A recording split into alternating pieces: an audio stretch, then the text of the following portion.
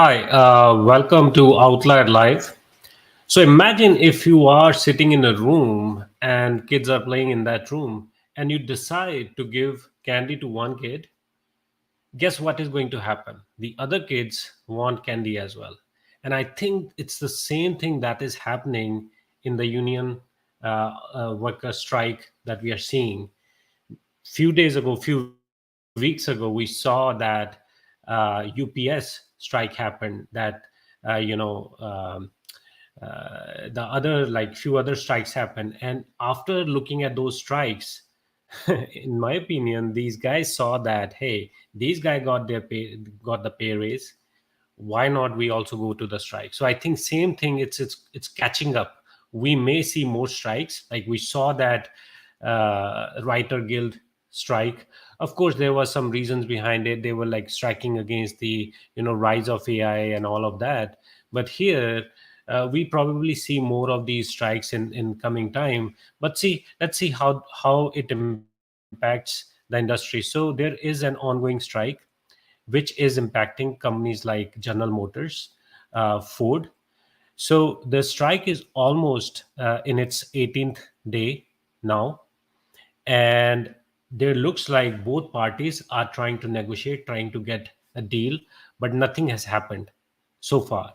So there are almost 25,300 members that are striking right now. So there were walkout on Friday against GM and Ford Motor, and the major brands, the major models that are getting impacted right now are from Chevrolet Traverse, Buick, and Clave.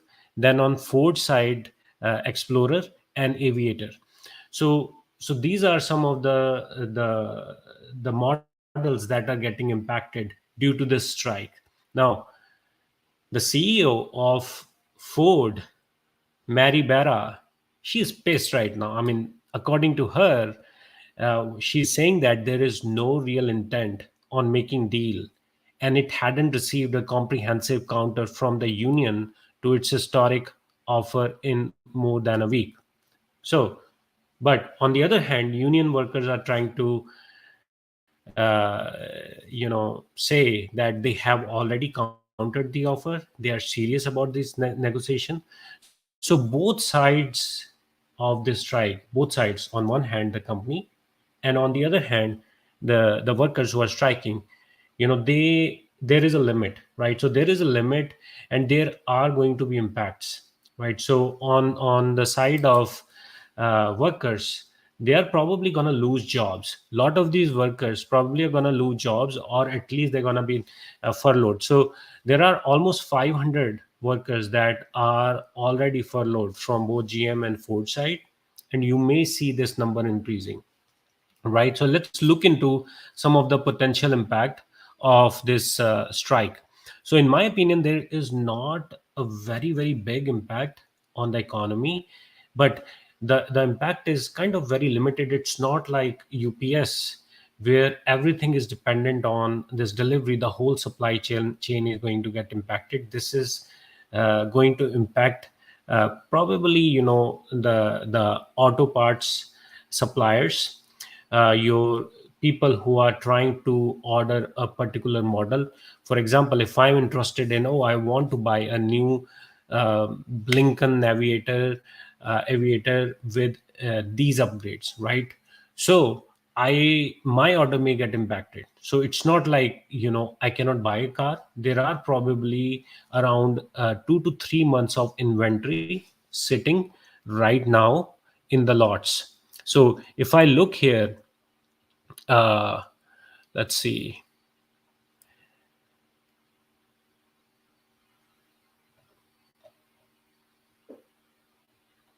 Okay, so Ford has enough vehicles on hand to last about 2 months.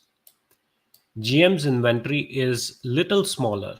So as you can see that right now you will find a car, but the problem is that if this strikes go beyond 2 months, 3 months, the prices may start going up.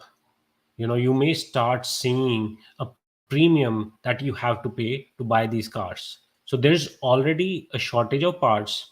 So again, these companies are dependent uh, on these parts, right? So there are suppliers for that. They are not going to fire their employees. There is a risk because there is a labor shortage in the market, right? So they can't just say, okay, yeah, there's a strike, hey guys, we're firing you, because it's going to be harder for them to employ them again in future when everything goes back to normal.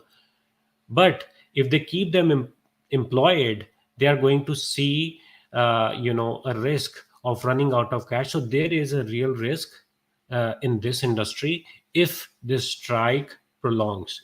So I am assuming that both parties are trying to get this thing resolved, so that everything can go back to normal. And in fact, I was looking into Outliers dashboard. I was looking into these stocks. So GM kind of caught my attention, right? Has been down from its recent highs from $40 and closer to like 32 dollars, right? So back in early September, I was just thinking about it. Hey, yeah, there is a good opportunity in GM, right? But then this strike happened. The price started to recover. I was thinking, oh yeah, this is a great opportunity, and then that strike hit, and it dragged the stock back again. And now there is a fear in the market. I mean, it's not just like people look at this strike, they do not understand the real consequence, the real impact. And then there is a widespread of fear in other industries, in other sectors as well, because of this strike. So that is definitely is happening right now, and we are seeing that impact, and we are seeing stock pullbacks because of this. Okay, let's move on to our next story. From last couple of weeks, I have been talking about rates, the impact of it on the stock market. Why I believe that for next year and a half, you may not see like a complete recovery. You may see lot of pullbacks. You may see lot of recoveries for shorter cycles. So you have to focus on these shorter cycles. So if you're like a trader, if you're an active investor, you can really benefit from these shorter cycles. But you have to be very, very careful. So now let's see what this guy, the David Tepper, so he's a hedge fund billionaire, and what he is saying. So he expects stock valuations to fall due to interest rate and quantitative tightening. So again, the same story. So interest rates are going up. Fed is trying to tackle the inflation, then interest rates are going up, and because of that, and they are doing quantitative tightening. They are kind of trying to shrink their books, so that inflation can be tamed. Now this is what he thinks, that financial conditions have worsened. That's true. So valuations must drop too. So it is an impact. This is like a consequence of your financial conditions get worsen. The valuation definitely is going to get impacted. You are not going to see the same multiple that you saw in 2021, but there are certain exceptions. So there are exceptions like Tesla, there are exceptions like Nvidia, and some of the companies which leverage AI. You are seeing the valuations going up for those companies at least. But overall, if you're looking at the market overall, the valuations are dropping, right? And again, the Fed's rate hikes and efforts to cut its balance sheet mark a new era for market, Tapper says. Again, true. So it's not just David Tapper, right, which believes that interest rate has an impact on stock market.